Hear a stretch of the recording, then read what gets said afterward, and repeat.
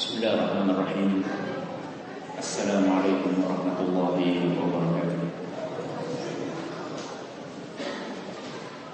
Innal hamdalillah nahmaduhu wa nasta'inuhu wa nastaghfiruh wa na'udzu billahi min shururi anfusina wa min sayyiati a'malina. May yahdihillahu fala mudilla lahu wa may yudlil fala hadiya lahu. وأشهد أن لا إله إلا الله وحده لا شريك له وأشهد أن محمدا عبده ورسوله يا أيها الذين آمنوا اتقوا الله حق تقاته ولا تموتن إلا وأنتم مسلمون يا أيها الناس اتقوا ربكم الذي خلقكم من نفس واحدة وخلق منها زوجها وبث منهما رجالا كثيرا ونساء واتقوا الله الذي تساءلون به والأرحام إن الله كان عليكم رقيبا يا أيها الذين آمنوا اتقوا الله وقولوا قولا سديدا يصلح لكم أعمالكم ويغفر لكم ذنوبكم ومن يطع الله ورسوله فقد فاز فوزا عظيما أما بعد فإن أصدق الحديث كتاب الله وخير الهدي هدي محمد صلى الله عليه وسلم وشر الأمور محدثاتها وكل محدثة بدعة وكل بدعة ضلالة وكل ضلالة في النار. Kaum muslimin dan kaum muslimat yang kami hormati, kita panjatkan puja dan puji syukur kepada Allah Subhanahu wa taala. Pada kesempatan pagi yang sangat cerah ini, kita masih kembali diberi kekuatan, kesehatan, hidayah serta taufik dari Allah Jalla wa ala, sehingga kita bisa hadiri kajian pada pagi hari ini. Kita berharap semoga Allah Subhanahu wa taala berkenan untuk melimpahkan kepada kita semua ilmu yang bermanfaat, sehingga bisa kita amalkan sebagai bekal untuk menghadap kepada Allah Jalla wa ala. Amin ya rabbal alamin. Salat dan salam semoga selalu tersanjungkan ke junjungan kita Nabi besar Muhammad sallallahu alaihi wasallam, kepada para sahabatnya, keluarganya dan umatnya yang setia mengikuti tuntunannya hingga hari akhir nanti. Kaum muslimin dan kaum muslimat yang kami hormati, materi kita pada pagi hari ini adalah orang yang paling kaya. Orang yang paling apa? Kaya. Sebelum kita membahas materi ini, saya ingin bertanya kepada jamaah sekalian, siapa orang yang paling kaya pada zaman ini? Siapa? Nah, Bill Gates. Nah, ada jawaban yang lain? Mungkin Bill Gates perusahaannya lagi mundur sekarang. Mungkin ada yang mengungguli dia. Saya nggak tahu, majalah Forbes itu barusan mencantumkan daftar orang-orang paling kaya di dunia. Mungkin ada yang mengatakan Bill Gates yang punya perusahaan Microsoft. Mungkin juga ada yang mengatakan, oh bukan Ustaz, orang yang paling kaya itu adalah pemain basket siapa gitu. Saya lupa sekarang. Kalau dulu saya masih ingat Michael Jordan dan sebagainya. Atau mungkin ada yang mengatakan, oh bukan Ustaz, sekarang yang paling kaya itu pemain sepak bola. Ini anak SMP nih.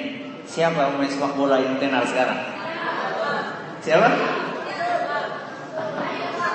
Ini hafal nih. Kalau anak-anak ini hafal nih. Cukup. Kenapa?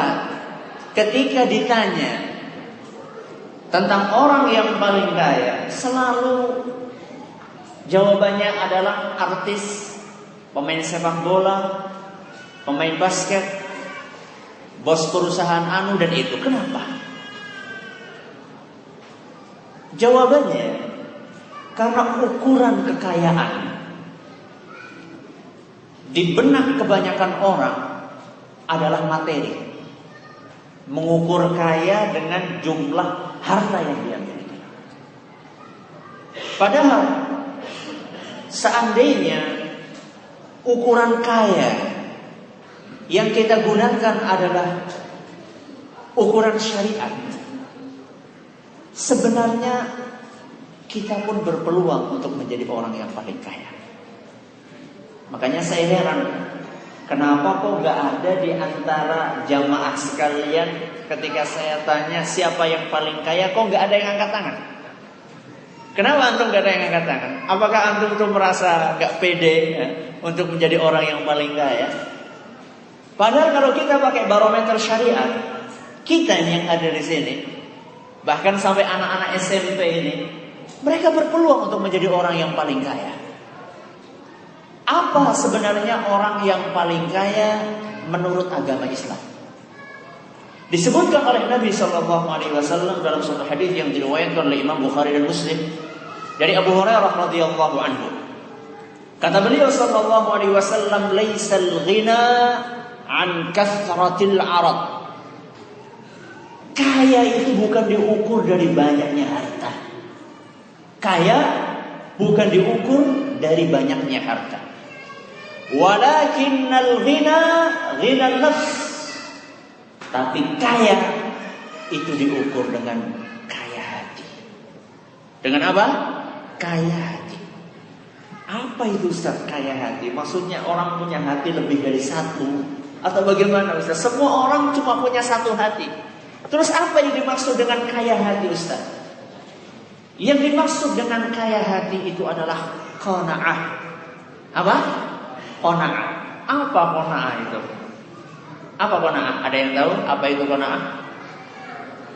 Puas. Apa? Merasa puas. Nah, merasa puas. Ada jawaban lain? Apa? Merasa cukup. Bagus sekali. Ada mungkin jawaban yang lain? Merasa puas, merasa cukup. Ada jawaban yang lain? Hah? Gak ada nih, cuma dua jawaban ini. Bagus, itu jawaban yang betul. Nah, qanaah itu adalah merasa cukup. Merasa cukup dengan berapapun yang diberikan oleh Allah. Itu yang namanya apa? Qanaah.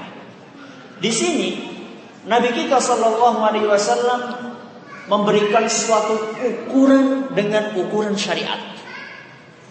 Kaya menurut syariat adalah dengan kaya hati. Tapi kalau menurut pandangan manusia biasa, kaya ya kaya harta. Dan Nabi kita SAW sering beliau itu memberikan ukuran-ukuran syariat yang berbeda dengan ukuran duniawi. Contoh, saya akan membawakan beberapa contoh. Contoh kuat. Ukuran kuat menurut kita apa? Hah? Fisik. Bagus. Orang kayak Mike Tyson itu apa? Kuat. Kalau sekarang siapa petinju yang kuat? Ya, Chris John. Nah, Chris John dialah orang yang kuat. Nah, ngukur kuat dengan kekuatan apa? Fisik. Tapi kalau Nabi SAW memberikan ukuran kuat, itu bukan dengan kekuatan fisik. Kata Nabi SAW dalam satu hadis yang diriwayatkan oleh Imam Bukhari dan Muslim dari Abu Hurairah radhiyallahu anhu, kata beliau, "Laisa syadidu bis-sur'ah." Kekuatan itu bukan diukur dengan kekuatan dalam pinter untuk berkelahi. Nah, kalau kita kan sekarang, siapa sih orang yang kuat? Itu orang yang kalau kelahi nggak pernah kalah. Nah, sampai dia itu menjadi penguasa karena saking kuat dia. Seperti kalau di Jakarta itu ada preman namanya siapa? Siapa? Hercules. Nah, ada preman namanya Hercules. Dia yang menguasai premanisme di Jakarta karena dia paling kuat. Kata Nabi SAW, "Laisa asyadidu bis-sur'ah." Kekuatan itu bukan diukur dengan kepandaian seseorang dalam berkelahi. Terus bagaimana wahai Rasul? Kata beliau SAW, "Innamas syadidu alladhi yamliku nafsahu 'indal ghadab." Tapi kekuatan seseorang itu diukur dengan apa? Dengan kekuatan dia untuk menahan amarah. Nah, jadi kalau kita ingin tahu orang yang kuat menurut agama Islam adalah orang yang kuat menahan amarah. Ini baru orang yang kuat. Jadi kalau kita ingin tahu mana sih orang yang kuat, itu adalah orang yang kalau misalnya dia dipancing kemarahannya, dia nggak marah. Apa itu menahan marah? Menahan marah adalah tidak melampiaskan kemarahan dengan ucapan maupun perbuatan. Ini kalau ada orang yang bisa kayak gini, itu baru orang yang kuat. Kalau kita lagi marah, apa yang bergerak? Tangan, nonjok, kaki, nendang, mulut, mengeluarkan kata-kata yang kasar. Kalau orang pengen dianggap kuat menurut agama, kalau dia lagi marah sudah sampai ke ubun-ubun, ya, sudah sampai ke puncak ubun-ubun sini, jangan dia lampiaskan kemarahannya dengan ucapan lisan atau dengan tangan atau dengan apapun juga. Tapi diam. Itulah orang yang kuat. Menurut apa? Menurut agama. Contoh yang lain. Nabi SAW mengukur bangkrut. Tahu bangkrut atau? Apa bangkrut? Pilot. Bangkrut itu pilot. Pilot tahu atau kan? Orang Lombok tahu pilot ya? Pilot, jatuh pilot, orang bangkrut, usaha bangkrut. Bangkrut menurut kita itu adalah orang yang nggak punya duit, ya. Orang nggak punya duit, orang yang usahanya hancur, itu bangkrut menurut kita, ukuran dunia. Tapi bangkrut menurut Nabi bukan itu. Kata Nabi SAW dalam suatu hadis yang diriwayatkan oleh Imam Muslim, beliau bertanya kepada para sahabatnya, "Atadruna mal muflis?" Wahai para sahabatku, tahukah kalian siapa orang yang bangkrut? Nabi mengajak para sahabatnya untuk berpikir, menurut kalian orang yang bangkrut itu yang kayak gimana? Kata para sahabat Nabi, al-muflisu fina man la dirham lahu wa la mata'. Wahai Rasul, orang yang bangkrut menurut kami adalah orang yang enggak punya duit dan orang yang enggak punya barang, ya, enggak punya perkakas di rumah, itulah orang yang bangkrut. Ini sahabat menjawab dengan barometer duniawi. Kata Nabi SAW, al-muflisu min ummati. Orang yang bangkrut dari kalangan umatku bukan yang seperti itu. Orang yang bangkrut dari kalangan umatku man ya'ti yaumal qiyamati bi salatin wa siyamin wa zakat. Orang yang bangkrut dari kalangan umatku adalah orang yang pada hari kiamat dia datang menghadap kepada Allah Subhanahu wa taala dalam keadaan membawa pahala salat, puasa dan zakat. Wah, kok bisa? Justru orang yang salat, yang puasa, yang zakat dikatakan apa? Bangkrut. Belum selesai. Hadisnya jangan dipotong di sini. Jangan fawailun lil musallin. Celakalah orang yang apa? Salat. Dipotong sampai sini jangan, enggak boleh. Harus dilanjutkan. Apa kelanjutannya? Kata Nabi SAW, orang yang bangkrut dari kalangan umatku adalah orang yang pada hari kiamat nanti dia menghadap kepada Allah dalam keadaan membawa pahala salat, puasa dan zakat. Tapi kata Nabi, wa ya'ti wa qad syatama hadza. Tapi dia selain sholat, puasa, zakat, ketika di dunianya dia juga suka mencaci orang lain. Wa qadhafa hadza, dan menuduh orang lain. Wa akala mala hadza, dan memakan harta orang lain. Wa safaka dama hadza, dan menumpahkan darah orang lain. Wa daraba hadza, dan memukul orang lain. Berarti dia enggak cuma sholat, tapi apa? Melakukan perbuatan-perbuatan yang menzalimi orang lain. STMJ, sholat terus, maksiat apa? Jalan. STMJ, sholat terus, maksiat jalan. Sholat iya, tapi suka mencaci orang lain. Sholat iya, tapi suka menggunjing orang lain. Sholat iya, tapi suka menyakiti orang lain. Kenapa orang yang seperti ini dikatakan bangkrut oleh Nabi sallallahu alaihi wasallam? Kata beliau sallallahu alaihi wasallam, "Fayu'ta li hadza min hasanatihi." Pahalanya ini diberikan kepada orang yang pernah dizaliminya. Misalnya, pahala salatnya dicabut oleh Allah Subhanahu wa taala. Diberikan kepada orang yang dulu pernah dia sakiti ketika di dunia. Wa yu'ta li hadza min hasanatihi. Pahala puasanya dicabut oleh Allah Subhanahu wa taala, diberikan kepada orang yang dulu pernah dia gunjing ketika di dunia. Wa yu'ta li hadza min hasanatihi. Kemudian pahala zakatnya dicabut oleh Allah Subhanahu wa taala, diberikan kepada orang yang dulu pernah dia pukul ketika di dunia. Jadi pahalanya, puasanya, sholatnya, zakatnya dicabut oleh Allah, diberikan, dibagikan kepada orang-orang yang dulu pernah dizalimi. Kata Nabi sallallahu alaihi wasallam, "Fa in faniyat hasanatuhu." Seandainya pahala orang tersebut sudah habis, karena sudah dibagi-bagi nih. Salatnya sudah diambil, dibagikan kepada orang yang pernah dulu dia sakiti. Puasanya diambil, zakatnya diambil, semuanya sudah habis.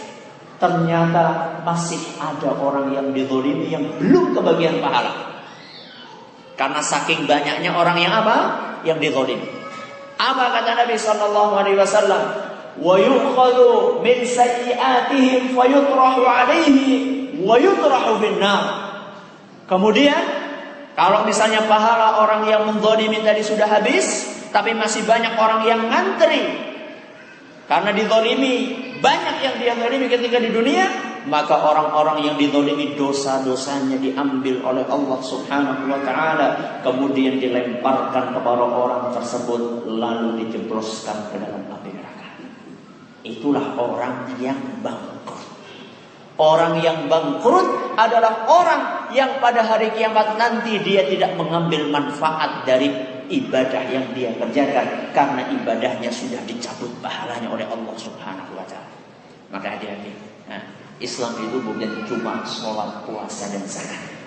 Islam juga menjaga lisan, Islam juga menjaga tangan, Islam juga menjaga kaki, Islam juga menjaga hati. Semuanya kita jaga. Itu contoh bagaimana Nabi Sallallahu Alaihi Wasallam memberikan ukuran menurut syariat. Kita kembali kepada pembahasan kita, orang yang paling kaya. Jadi orang yang paling kaya menurut syariat apa tadi? Orang yang paling apa? Orang yang paling qanaah. Orang yang punya sifat qanaah, rizki berapapun yang dia dapatkan, dia akan menerima. Dapat rizki banyak, alhamdulillah. Dapat rizki sedikit, apa? Allahul musta'an, ya. Alhamdulillah. Misalnya nih, antum nih banyak yang dagang gak nih? Apa nih antum? Banyak yang dagang? Banyak yang dagang. Sehari ini penghasilan 40.000. Alhamdulillah. Besok cuma dapat 5.000 perak. Gimana? Istighfar ya. Astagfirullah, kenapa cuma dikit banget kayak gini? Kalau kita sudah bisa mengamalkan sifat yang namanya qanaah tadi, maka kita akan menjadi orang yang paling kaya di dunia. Dan ujung-ujungnya kita akan beruntung di dunia dan di akhirat. Kata Nabi sallallahu alaihi wasallam dalam satu hadis yang diriwayatkan oleh Imam Muslim, qad aflaha man aslam. Beruntunglah orang yang berislam. Wa ruziqa kafafan, dan dikaruniai rezeki yang cukup. Wa qanna'ahu Allahu bima atah, dan Allah jadikan dia orang yang qanaah. Kata Nabi SAW, qad aflah. Orang yang seperti ini, dia itu telah beruntung. Kalau kita menggunakan barometer ini, bisa jadi orang yang penghasilannya sehari 20.000 rupiah lebih kaya dibandingkan orang yang penghasilannya satu hari 20 juta rupiah. Kalau kita menggunakan apa? Barometer kaya menurut syariat. Kenapa? Ada dua orang ini. Yang satunya pedagang kaki lima, yang setiap harinya cuma dapat 20.000 perak. Yang satunya konglomerat, seharinya penghasilannya berapa? 20 juta rupiah. Lebih kaya yang mana ini? Lebih kaya yang mana? Kalau menurut ukuran duniawi, lebih kaya yang apa? Konglomerat. Gak ada bandingannya. 20.000 perak buat beli beras habis, buat beli lauk habis. Ini yang 20 juta jelas ini lebih kaya. Itu menurut ukuran apa? Menurut ukuran duniawi. Tapi kalau menurut ukuran agama belum tentu. Bisa jadi orang yang penghasilannya 20.000 rupiah itu lebih kaya daripada orang yang penghasilannya 20 juta rupiah. Kok bisa Ustaz? Bisa. Karena apa? Karena orang yang penghasilannya 20.000 rupiah tadi bisa jadi dia itu orangnya menerima apa yang diberikan oleh Allah. Dan dia merasa cukup dengan 20.000 perak. Kan ada orang yang alhamdulillah 20.000 perak cukup, alhamdulillah. Kebalikannya, orang yang 20 juta rupiah penghasilannya setiap hari dia merasa kurang. Wah 20 juta kurang ini. Kita kan pengen beli mobil yang harganya 1 miliar. 20 juta ini masih kurang. Kurang dan kurang. Sebenarnya orang tersebut bukan orang kaya, tapi dia adalah orang miskin. Kenapa? Karena orang miskin adalah orang yang kekurangan. Ya kan? Orang kaya adalah orang yang berkecukupan. Sedangkan orang yang penghasilannya 20.000 perak tadi, dia bercukupan. Dia merasa cukup, makanya dia orang kaya. Kebalikannya orang yang penghasilannya 20 juta tadi, dia adalah orang miskin karena dia adalah orang yang senantiasa merasa kekurangan. Gimana? Bisa jadi orang kaya? Bisa nggak? Bisa. Apalagi ukuran cukup menurut Nabi SAW itu adalah apa yang disebutkan oleh Nabi dalam satu hadis yang diriwayatkan oleh Imam At-Tirmidzi dan dinilai hasan oleh Syekh Al-Albani. Kata beliau sallallahu alaihi wasallam, ini ukuran cukup ya. Kalau kita ingin tahu seorang itu cukup, berkecukupan itu bagaimana? Kata Nabi sallallahu alaihi wasallam, ukurannya ada 3. Man asbaha minkum aminan fi sirbihi. Barang siapa di antara kalian yang melewati harinya dengan perasaan aman di dalam rumahnya. Ini ukuran yang pertama. Kita aman, tenteram di dalam rumah. Ini ukuran cukup menurut Nabi. Yang pertama. Yang kedua, mu'afan fi jasadihi. Tubuhnya sehat. Tubuhnya apa? Sehat. Yang ketiga, indahu qutu yaumihi. Dia punya makan untuk hari itu. Berapa ukurannya? 3. Yang pertama apa tadi? Aman, perasaan tenang. Yang kedua apa? Sehat. Yang ketiga apa? Punya makan untuk hari itu. Gak usah pikir 1 tahun ke depan ya. Kalau kita kebanyakan tuh ukurnya tuh, wah, anak punya jatah 1 tahun ini baru cukup. Bahkan ada orang yang punya jatah 7 keturunan baru merasa apa? Merasa cukup. Ada orang yang mengumpulkan korupsi sampai sekian miliar, saya pikir buat apa dia? Apa dia mau makan makanan yang kayak apa dia? Sampai korupsi sekian puluh miliar atau sekian ratus miliar. Mau buat apa? Kalau Nabi SAW ukuran berkecukupan, kata beliau SAW, dia tenang hatinya, aman, merasa aman. Yang kedua, tubuhnya sehat. Yang ketiga apa? Punya makanan hari itu. Kata Nabi SAW, orang yang memiliki 3 hal ini, faka'annama hizat lahu dunya. Orang yang seperti itu seakan-akan sudah memiliki dunia seluruhnya. Subhanallah. Ukuran berkecukupan menurut Nabi hanya 3.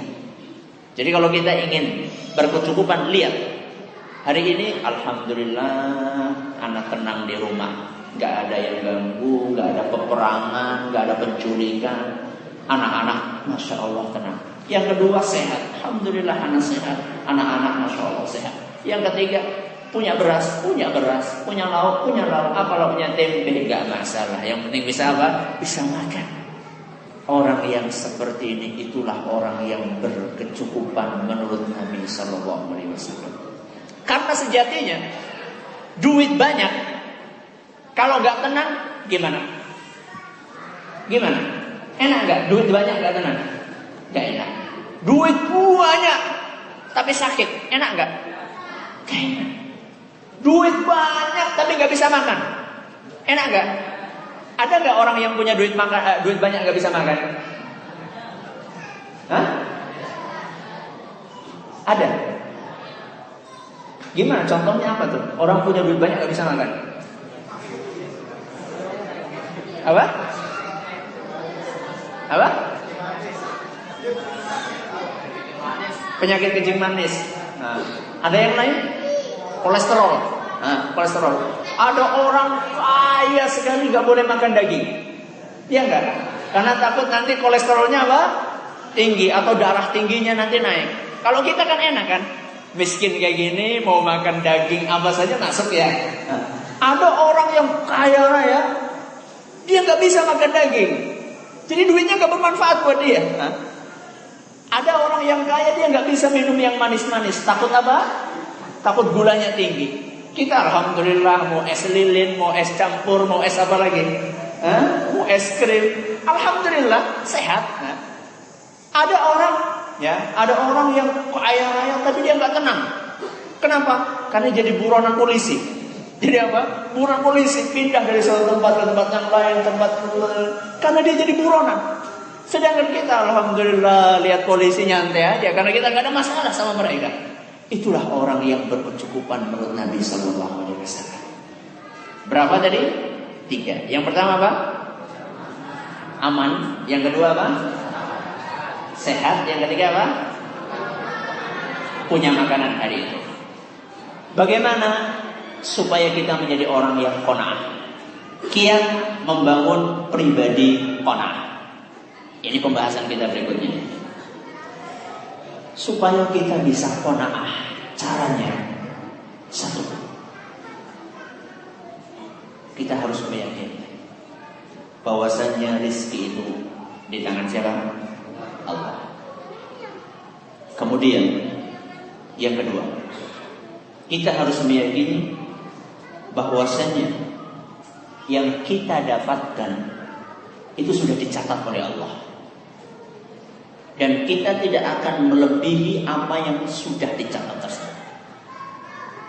Ini yang kedua. Pertama kita meyakini bahwasanya rezeki itu sumbernya dari Allah, bukan dari manusia.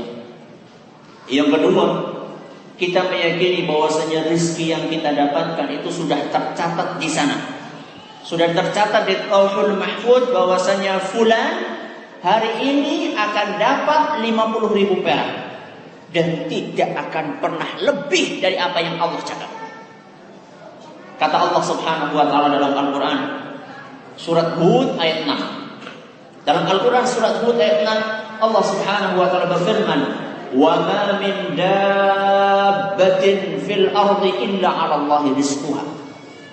Tidak ada satu makhluk pun yang bernyawa di muka bumi ini melainkan semuanya sudah dijamin oleh Allah rizkinya. Jadi rizki itu sudah dijamin oleh Allah Subhanahu wa ta'ala. Berapapun rizki sudah dijamin oleh Allah Subhanahu wa ta'ala. Dan kita sudah ditentukan hari ini akan dapat berapa dan tidak mungkin kita akan lewat dari batas tersebut. Sekalipun kita itu jungkir balik, kalau memang sudah ditakdirkan hari itu kita cuma dapat 20.000 perak, sekalipun kita akan jungkir balik, kepala jadi kaki, kaki jadi kepala, kerjanya mati-matian sampai gak sholat. Banyak kan orang yang saking, wah anak nanti kalau sholat jadi orang miskin. Takutnya apa? Kayak orang yang punya jaga toko ya. Orang punya apa? Punya toko. Dia bilang dari pagi gak ada orang yang datang, gak ada orang yang beli. Begitu Allahu Akbar, Allahu Akbar, 5 orang datang mau beli. Berapa orang? 5 orang. Gimana itu antum? Wah ini cobaan ini dari Allah ini. Gimana ini? Dari pagi gak ada yang beli, giliran azan apa? Datang orang mau beli 5 orang sekaligus. Gimana itu? Gimana tuh? Sebentar lah, setelah 5 menit lah. Apa salahnya 5 menit? Kita tunggu dulu nih 5 orang nih. kita layani dulu orang-orang yang seperti itu, meyakini seakan-akan rezeki itu hanya di tangan 5 orang tadi. Padahal Allah Subhanahu wa taala rezeki adalah di tangan dia, di tangan Allah Subhanahu wa taala. Maka orang-orang yang meyakini bahwasanya rezeki di tangan Allah, dia hanya akan meminta kepada Allah, bukan meminta kepada manusia. Kata ulama salaf, man minna sa'alallaha hajatahu qabla an yas'alan nas. Siapakah di antara kita yang meminta kepada Allah ketika butuh sebelum dia meminta kepada manusia? Siapa coba di antara kita? Kalau kita lagi kepepet, istri mau melahirkan anak yang ke-10. Ini biasanya ikhwah-ikhwah ini anaknya banyak-banyak ya. Mau melahirkan anak yang ke-10. Duit gak ada, usaha lagi mundur. Padahal naudzubillah min dzalik istri kita harus dioperasi sesar. Wah, itu udah kiamat itu. Gimana saya ini mau cari duit dari mana? Antum yang antum kerjakan, yang kita kerjakan saya itu kira-kira apa? Mencari utang. Utang kepada siapa? Manusia apa kepada Allah? Manusia. Itulah kita. Kita itu pertama kali mencari rezeki, mencari sesuatu kalau lagi butuh itu mengetuk pintunya manusia. Padahal sebenarnya yang betul itu kita ketuk pintu siapa?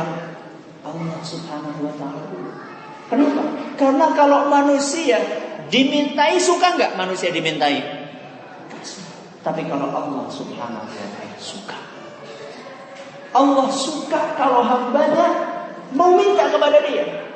Kalau kita kan beda ya. Ada orang pengemis hari ini datang, si A pengemis, tok minta kasih kita. Wah kasihan ini orang, minta kita kasih 10.000. Besoknya datang lagi. Besoknya apa? Datang lagi, tok. Kita pikir pengemis yang lainnya, ternyata buka, wah, si fulan lagi nih. Kemarin kita kasih 10.000, sekarang kita kasih berapa? Hah? Ah, ini nanti orang ini jadi ketagihan ini. Udahlah kasih 5.000. Kita pikir kasih 5.000, besok datang lagi dia. Tok. Dia lagi. Kita kasih berapa? 1.000 perak. Besoknya datang lagi. Mungkin saat itu hari keempat nih. Hari keempat mungkin kita kurang aja. Kamu tuh udah dikasih 10.000, datang lagi. Saya pikir 10.000 udah cukup buat kamu. Datang lagi. Itulah manusia. Tapi kalau Allah Subhanahu wa taala, semakin kita sering meminta kepada Allah, Allah semakin suka. Bahkan Allah memerintahkan kepada kita agar minta kepada Allah Subhanahu wa taala. Falyastajibu li. Hendaklah mereka minta kepadaku. Wa idza sa'alaka 'ibadi 'anni fa inni qarib ujibu da'watad da'i idza da'ani falyastajibu li. Itu perintah dari Allah Subhanahu wa taala. Seandainya hamba-Ku bertanya tentang aku dekat. Fa inni qarib ujibu da'watad da'i. Saya akan mengabulkan permintaan orang yang meminta. Falyastajibu li. Hendaklah mereka minta kepadaku. Allah menawarkan kita supaya kita minta kepada Dia. Dan Allah Subhanahu wa taala adalah zat yang maha kaya. Berapapun yang kita minta, Allah tidak akan merasa miskin. Diceritakan dalam satu hadis qudsi atau dalam satu hadis sahih, seandainya seluruh penghuni dunia, mulai dari Nabi Adam alaihi salam sampai manusia yang lahir terakhir kali sebelum hari kiamat, seandainya semuanya berkumpul fi sa'idin wahid, semuanya berkumpul di satu padang yang luas, semuanya kumpul. Berapa orang itu? Manusia mulai dari zaman Nabi Adam sampai bayi yang ceprot baru lahir sebelum hari kiamat. Berapa orang itu? Gak terhitung, banyak banget. Kata Nabi SAW, seandainya semuanya minta kepada Allah, dan mintanya terserah, minta apa saja. Nah, ditawarkan misalnya antum nih, ada orang kaya datang sama antum. Kamu butuh apa? Berapapun yang kamu minta saya kasih. Kira-kira antum minta apa? Ini mimpi ya, ini mimpi. Ini mimpi. Kalau ada orang kaya datang sama antum, kamu butuh apa? Semuanya kamu saya kasih. Ini cek nih, cek tulis berapapun saya akan kasih. Antum minta apa? Macam-macam ya. Mungkin yang masih bujang, anak pengen istri yang cantik ya. Mungkin yang masih anak-anak pengen apa ya? Mainan yang mahal. Mungkin yang sudah punya anak banyak, mungkin saya pengen biaya anak saya sekolah sampai perguruan tinggi ditanggung. Dan sekian banyak. Kata Nabi SAW, seandainya seluruh manusia, mulai dari Nabi Adam sampai bayi yang terakhir, semuanya minta kepada Allah. Bahkan disebutkan dalam riwayat, jinnuhum wa insuhum. Bukan hanya manusia, termasuk jin. Nah, jinnya juga ditawarkan, silahkan minta. Dan semuanya minta kepada Allah dengan permintaannya. Ada yang minta mobil, ada yang minta rumah, ada yang minta emas, ada yang minta tanah, ada yang minta anak, ada yang minta istri, ada yang minta, semuanya minta. Dan semuanya diberi oleh Allah Subhanahu wa ta'ala permintaannya. Butuh berapa itu? Seluruh manusia minta dan permintaannya semuanya diberi. Kata Nabi sallallahu alaihi wasallam, kekayaan Allah tidak berkurang, melainkan seperti jarum yang dimasukkan ke laut, kemudian jarum itu diangkat. Air yang menetes dari jarum itulah perumpamaan karunia Allah yang diberikan kepada seluruh manusia. Berarti sisa kekayaan Allah seberapa? 1 lautan. Itulah Allah yang maha kaya. Makanya kenapa kok kita minta kepada manusia sebelum kita meminta kepada Allah? Ya, maka inilah keyakinan.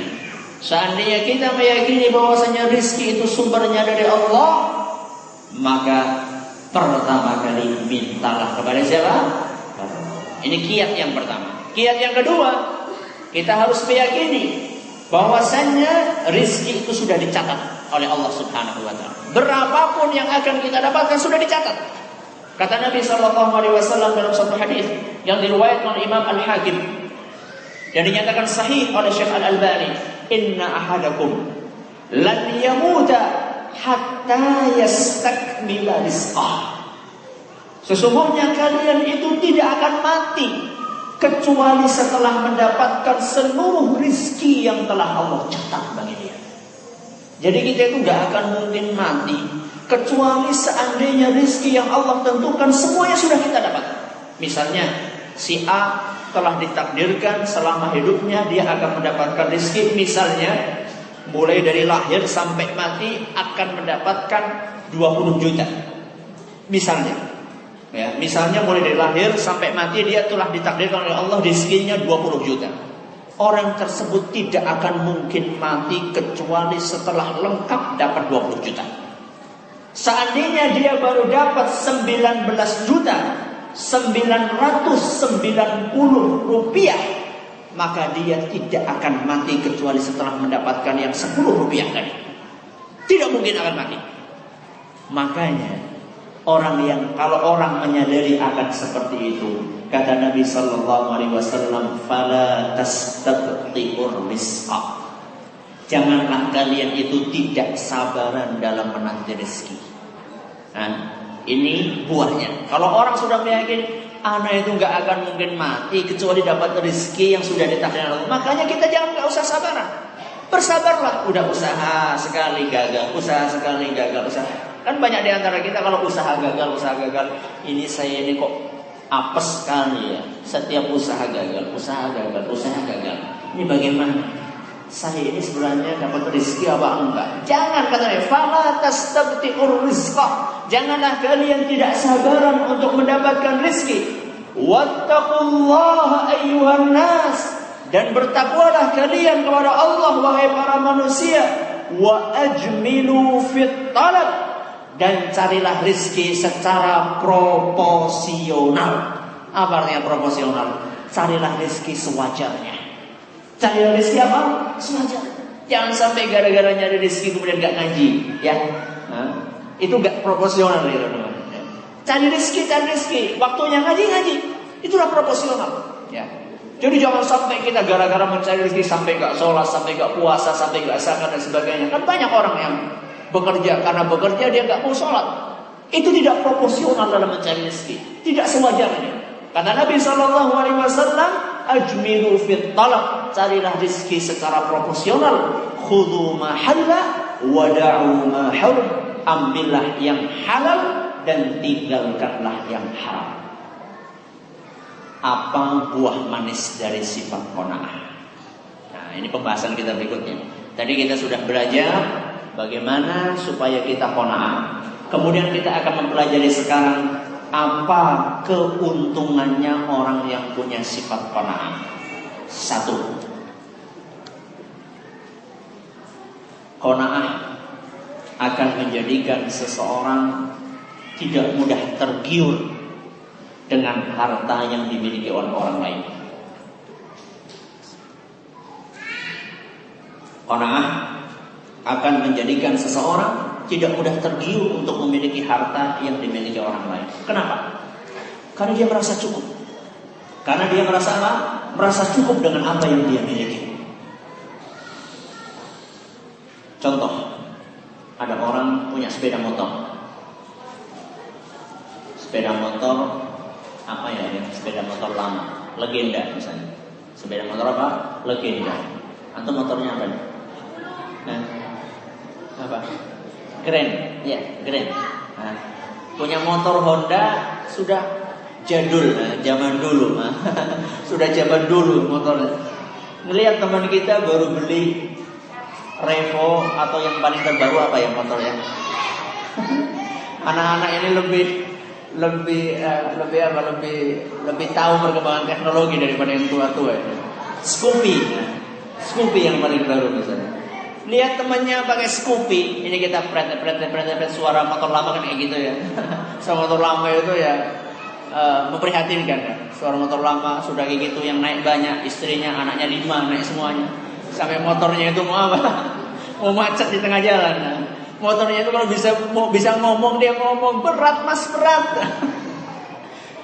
Lihat temannya pakai mobil, pakai motor lebih bagus, dia ngeliat, enak banget pakai motor seperti itu. Kalau orang yang punya sifat qanaah, dia nggak mudah tergiur. Dia tidak mudah tergiur ketika melihat orang lain punya barang lebih bagus dari dia.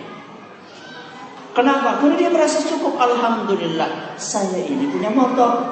Masih mending saya punya motor. Ada orang yang cuma punya apa? Sepeda. Masih ada orang di zaman ini yang cuma punya sepeda? Masih banyak. Ketika kita cuma punya sepeda, kita lihat alhamdulillah anak punya sepeda. Teman anak apa? Jalan kaki kemana-mana. Orang yang punya sifat qanaah, dia hidupnya akan tentram.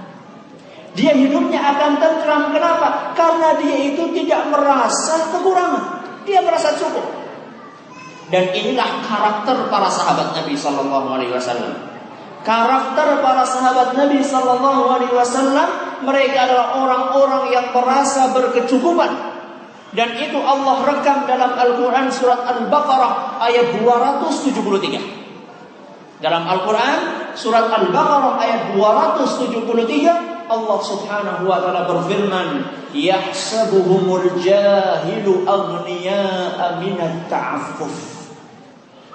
Orang lain mengira bahwasanya para sahabat Nabi orangnya adalah kaya-kaya. Kenapa? Karena mereka itu memiliki sifat iffah. Iffah itu tidak mudah apa? Minta-minta.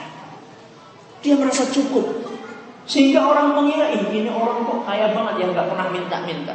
Padahal sebenarnya dia itu orang yang kekurangan. Dia orang yang miskin. Cuma dia itu merasa cukup dengan rezeki yang Allah berikan. Yahsabuhumul jahilu aghniya'a minat ta'affuf ta'rifuhum bisimahum la yas'aluna an-nasa ilhafa. Ciri mereka tidak mudah untuk minta-minta. Itulah ciri para sahabat Nabi Sallallahu Alaihi Wasallam. Mereka orang yang berkecukupan. Kenapa? Karena mereka tidak pernah minta-minta sama orang lain. Dia merasa cukup dengan apa yang dia miliki. Dan orang yang hidupnya seperti ini, dia akan tenang. Kebalikannya orang yang tidak punya sifat qanaah, dia hidupnya akan panas. punya kulkas kecil, lihat tetangga beli kulkas yang besar yang 2 pintu, panas. Ibu-ibu ya, akhwat ini biasanya ya. Kadang-kadang sudah punya kulkas di rumah, alhamdulillah punya kulkas ya. Meskipun kecil ya, punya kulkas kecil. Melihat tetangganya beli kulkas apa? Yang 2 pintu, panas. Seperti tadi punya motor, punya mobil misalnya, mobilnya sudah lama. Mobil sudah lama, mungkin tahun berapa ya, tahun kot, tapi kot yang lama misalnya ya, tahun mungkin 90-an mungkin ya. Kemudian lihat temannya beli CR-V, waduh CR ini bagus sekali, panas. Padahal itu musimnya bukan musim panas, musim hujan. Musim hujan tapi hatinya apa? Panas. Misalnya sudah punya meja ya, meja bagus lah, masih bisa dipakai ya, masih bisa dipakai meskipun agak apa? Agak goyang-goyang dikit, tapi kan masih bisa buat naruh buku, buat naruh apa. Lihat temannya beli meja mebel baru Lux dari Amerika misalnya, panas, pengen beli yang kayak gitu. Itulah kerugian orang yang nggak punya sifat qanaah. Tapi orang yang punya sifat qanaah, dia adem saja. Tetangga mau beli kulkas 2 pintu, tenang-tenang saja. Kenapa? Alhamdulillah, anak udah punya kulkas. Lihat tetangga beli mobil baru, tenang-tenang saja. Alhamdulillah, anak udah punya kendaraan. Lihat tetangga nikah lagi 2, alhamdulillah, anak udah punya istri. Iya gitu. Boleh ya, boleh nikah 2 boleh. Cuman harus tahu perasaan. Harus tahu apa? Aturan. Harus tahu apa? Aturan. Lihat tetangga bangun rumahnya direhab besar, nyantai saja. Alhamdulillah, anak udah punya rumah, bisa buat tidur, bisa buat anak-anak, cukup. Alhamdulillah. Jadi orang yang punya sifat qanaah, hatinya akan terus dingin meskipun musim kemarau. Iya enggak? Kebalikannya orang yang enggak punya sifat qanaah, hatinya panas meskipun musim apa? Hujan. Itulah enaknya. Maka jadilah orang yang apa?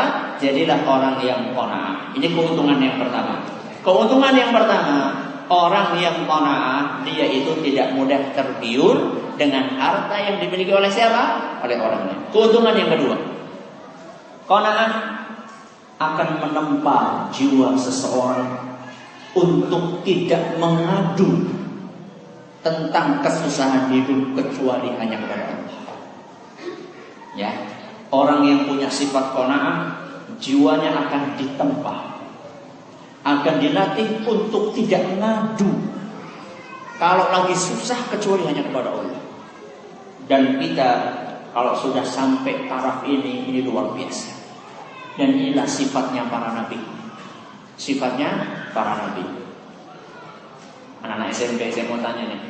Anak-anak SMP, bapaknya Nabi Yusuf siapa namanya?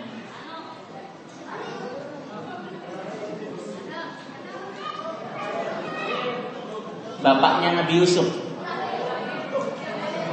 Nabi Ibrahim. Bukan masa Nabi Ibrahim. Nabi siapa? Yakub, pintar.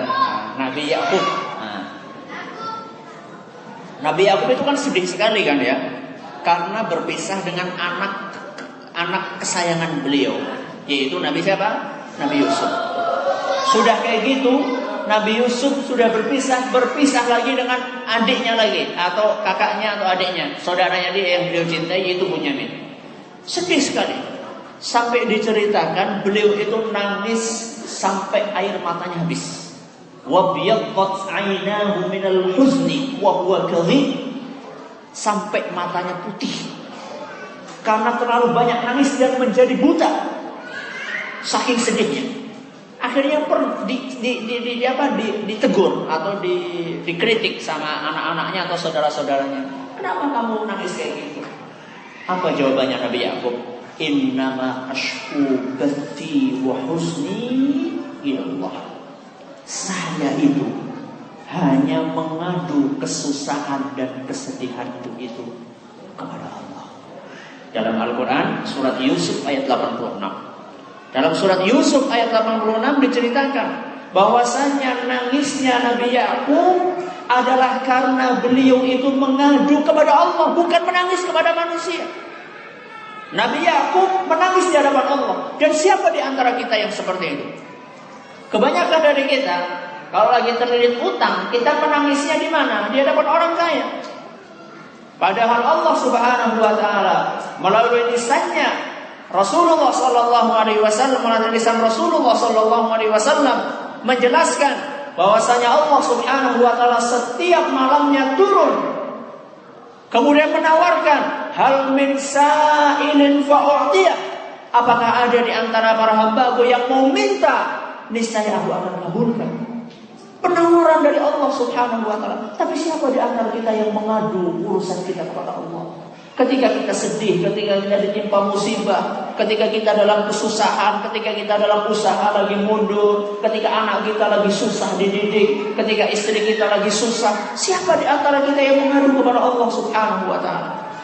Dan orang-orang yang seperti itu, itulah orang-orang yang insya Allah hidupnya akan tenang. Dia hanya mengadu kepada Allah. Ada urusan apa dia mengadu kepada Allah sebelum mengadu kepada manusia.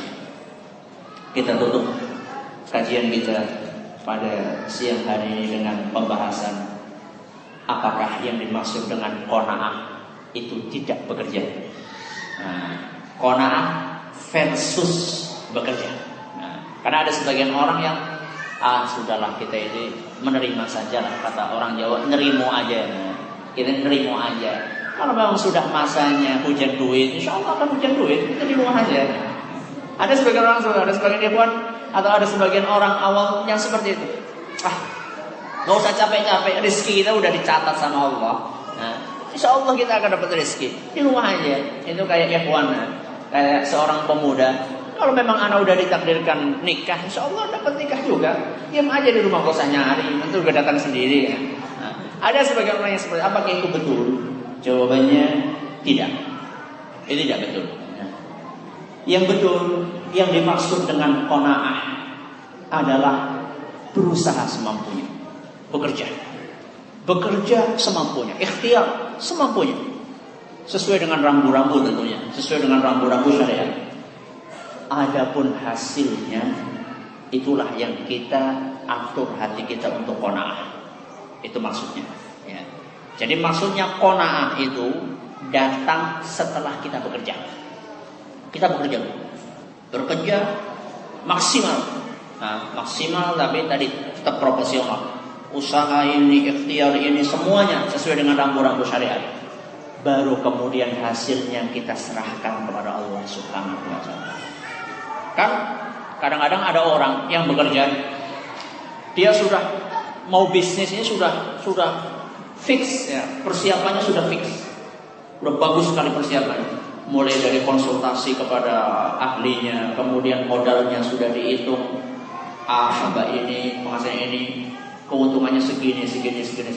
Tapi karena faktor X, kadang-kadang ada orang yang sudah fix persiapannya, tapi ternyata penghasilannya sudah sedikit, tidak seperti yang dia bayangkan. Nah, disinilah permainan sifat qanaah diperlukan.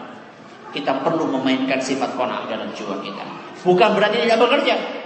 Kata Nabi SAW dalam suatu hadis yang diriwayatkan oleh Imam At-Tirmidzi, dan beliau menyatakan hadis ini hasan sahih, mengumpamakan tawakal yang sebenarnya. Kata beliau SAW, "Lau annakum tawakkaltum 'ala Allahi haqqa tawakkuli." Seandainya kalian benar-benar bertawakal kepada Allah, la ruziktum kama ruziqat tayr.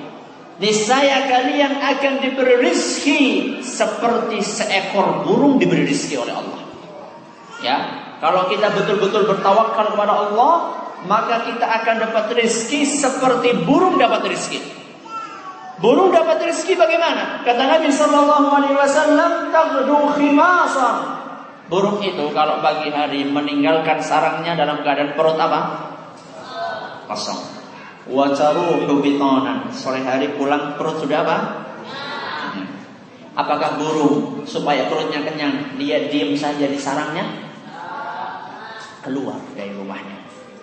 Burung juga mencari nafkah. burung juga mencari nafkah. Itulah perumpamaan yang dibuat oleh Nabi Shallallahu Alaihi Wasallam buat kita. Kalau pengen punya anak harus apa? Nikah. Nah, masa orang pengen punya anak gak nikah? Gimana gak nikah punya anak? Nah, kalau pengen dapat rezeki harus bekerja. Jadi orang Islam itu jangan diidentikan dengan umat yang malas. Jangan. Nah, kata Nabi Shallallahu Alaihi Wasallam, li an yahtatiba ahadukum, lebih baik kalian itu mencari kayu bakar. Nah, jadi lebih baik kita itu pergi ke gunung sana, pergi ke gunung mencari kayu bakar di sana. Kemudian kita panggul, kemudian kita jual turun gunung, kita jual di pasar. Kemudian kita dapat berapa perak. Itu kata Nabi SAW lebih baik daripada dia itu meminta-minta. Jadi orang Islam adalah orang yang giat bekerja. Orang Islam adalah bukan orang yang malas. Orang Islam adalah orang yang rajin bekerja. Tapi orang Islam dia juga memiliki sifat qanaah. Dia berusaha kerja keras, hasilnya dia serahkan kepada siapa? Kepada Allah Subhanahu wa ta'ala. Sampai di sini kajian kita pada kesempatan kali ini. Ada yang bertanya, silakan.